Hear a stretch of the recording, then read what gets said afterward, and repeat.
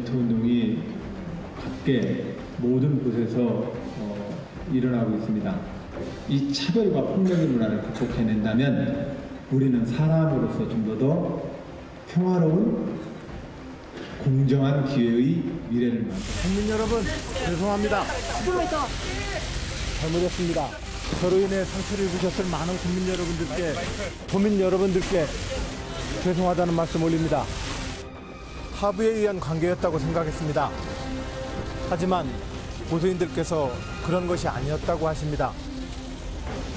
사과드립니다.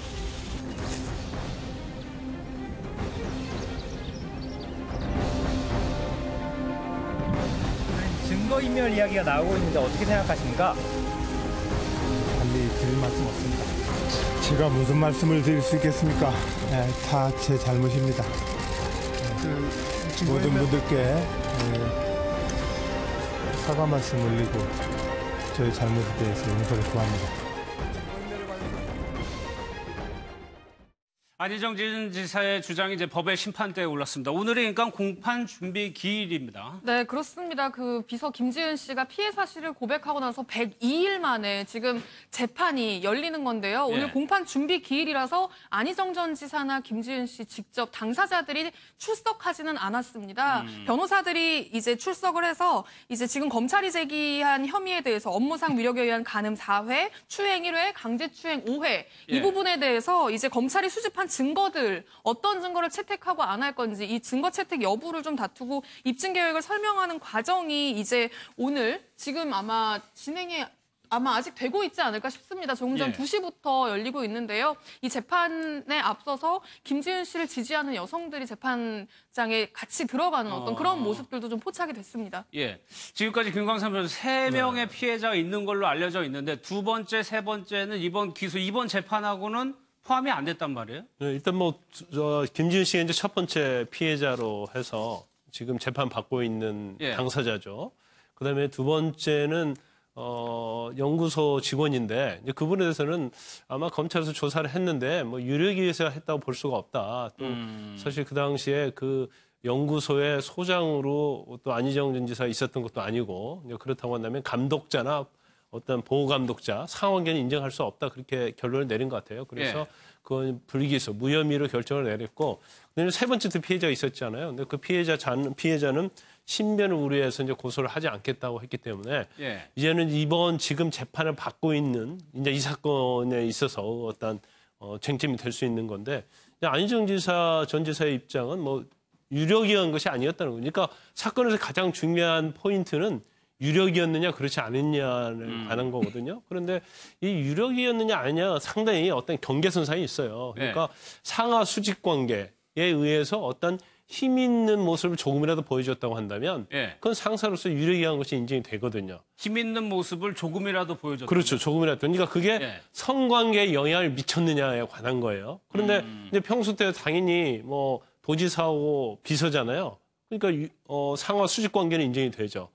그런데 일에 있어서는 수직 관계가 되지만 어떤 성적인 부분에서도 그게 영향을 미쳤느냐 그 부분이 굉장히 중요한 거거든요. 그렇기 때문에 재판부에서 유력을 인정하냐 인정하지 않느냐에 따라서 이제 무죄 유죄가 달리는데 재판의 결과는 이제 조심스럽게 우리가 유추해 본다고 한다면 만약에 유력이 인정이 된다고 한다면 형량이 굉장히 높게 나올 거예요. 인정이 된다면? 그렇죠. 횟수도 많고요. 그렇기 때문에 아마 유죄를 선고하게 되면 법정 구속할 가능성이 아주 높습니다.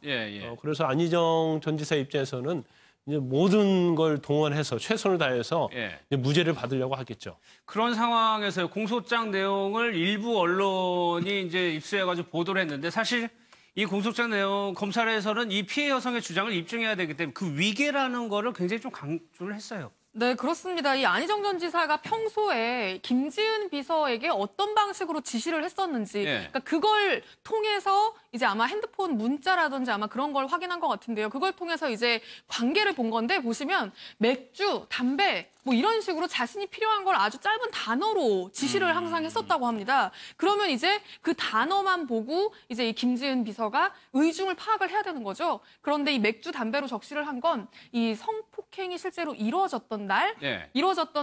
이제 안희정 전 지사가 김지은 비서를 자신이 머물고 있는 곳에 오게 하기 위해서 보냈던 문자 메시지였다는 거예요. 예. 맥주라고 보내니까 김지은 전 비서는 맥주를 사들고 왔고, 사들고 이제 안 전 지사가 머물고 있는 곳에 왔더니 이제 그런 일이 벌어졌다는 거죠. 담배도 마찬가지고, 그리고 평소에도 항상 문자로 저렇게 짧은 문자로 항상 지시를 하기 때문에 김지은 비서는 어쨌든 비서니까 단번에 뭘 원하는지를 알아차려야 하기 때문에 네. 항상 그걸 고민하는 게 자신의 일이었다고 하고, 그런 어떤 관계에 비춰봤을 때 김지은 비서가 어떤 그런 관계가 벌어졌을 때, 그런 상황이 벌어졌을 때 이러시면 안 됩니다라고 말한 게 정말 할 수 있는 거의 모든 것이었다라고 지금 검찰에서는 주장을 하고 있는 겁니다. 뭐 물론 안희정 지사 측에서는 아니다, 민주적이고 자연스러운 관계였다라고 주장을 하고는 있습니다.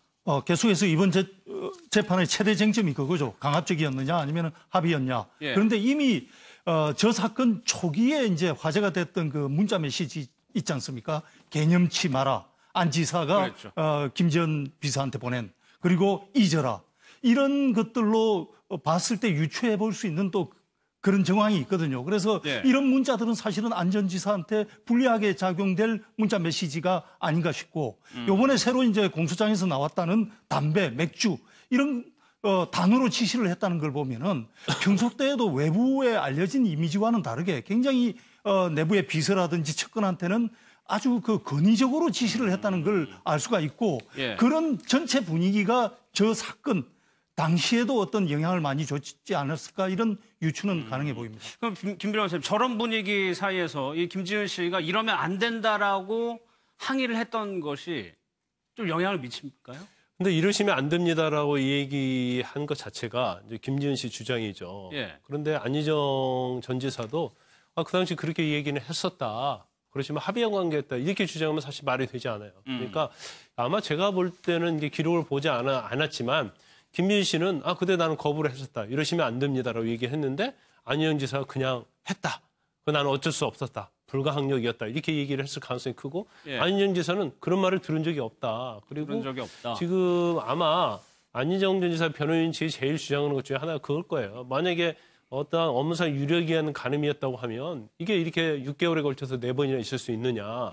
그리고 더군다나 뭐 강제추행도 5번, 1번 뭐 그런 식으로 있었는데, 그러면 이게 반드시 문제를 제기했을 거고, 그 문자로라도 예를 들어서 그 부분에서 강력 항의를 했던지 이제 그랬을 것이다, 이제 그렇게 주장을 할 거예요. 근데 네. 아마 영장이 이제 기각된 걸로 보면 약간 그런 점에 있어서 좀 다툴 부분이 있지 않나 싶습니다. 그렇지만 재판부에서 가장 중요한 부분은 김지은 씨 입장에서는 그 당시에 어쩔 수 없이 그럴 수밖에 없었구나. 그런 방향으로 가서 증거가 인정이 되면 근데 유죄로 갈 수밖에 없는 상황이 될 부분을 수도 있죠. 다투겠네요. 네. 알겠습니다.